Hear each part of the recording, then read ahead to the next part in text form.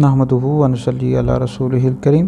گجرات سے ہمارے پاس سوال آیا کہ کیا یہ کلام پڑھ سکتے ہیں یا نہیں شاہ مدینہ یثرب کے والی، اور کیا مدینہ منورہ کو یثرب کہنا جائز ہے یا نہیں؟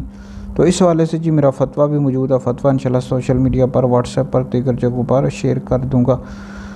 سب سے پہلی بات یہ یاد رکھیں کہ یہ اصل لفظ یثرب نہیں ہے۔ بعض لوگ اس کو یثرب پڑھتے ہیں، یثرب نہیں ہے، یثرب ہے، رے کے نیچے زیر ہے، یہ اصل لفظ یثرب ہے۔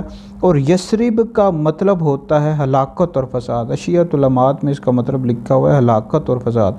تو نبی کریم علیہ السلام کے مدینہ شریف ہجرت کرنے سے پہلے اس کا نام یثرب تھا، پھر حضور علیہ السلام نے ہجرت فرمائی تو اس کا نام آپ نے تبدیل فرما دیا۔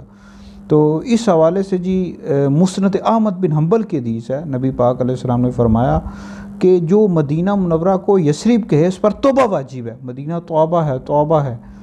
تو حضور علیہ السلام نے اس کا نام طیبہ رکھا، مدینہ رکھا، تو لہٰذا یہ یثرب نہیں کہیں گے بلکہ مدینہ منورہ کہیں گے، طیبہ کہیں گے۔ تو لہٰذا یہ ہے کہ یہ جو کلام ہے شاہ مدینہ یثرب کے والی، تو یثرب نہیں پڑھ سکتے، اس کی جگہ آپ پڑھیں گے شاہ مدینہ طیبہ کے والی، شاہ مدینہ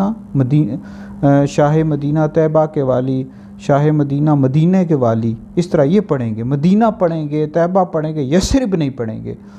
تو اس حوالے سے اعلیٰ حضرت امام اہل سنت نے فتاویٰ رضویہ جلد نمبر 21 میں اس حوالے سے پورا فتویٰ لکھا ہے کہ مدینہ منورہ کو یثرب کہنا ناجائز ہے، ممنوع ہے، گناہ ہے، کہنے والا گناہ گار ہے۔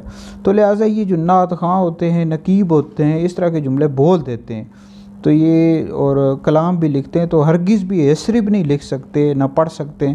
جہاں بھی کتاب میں آئے، نعت میں آئے، اس کو کاٹ دیں، اس کی جگہ آپ لکھیں مدینہ طیبہ لکھیں، ٹھیک ہے جی۔ تو بہرحال یہ ویڈیو سن کر آگے بھی شیئر کر دیں، یہ آپ کے لیے بہت بڑا صدقہ جاریہ ہے۔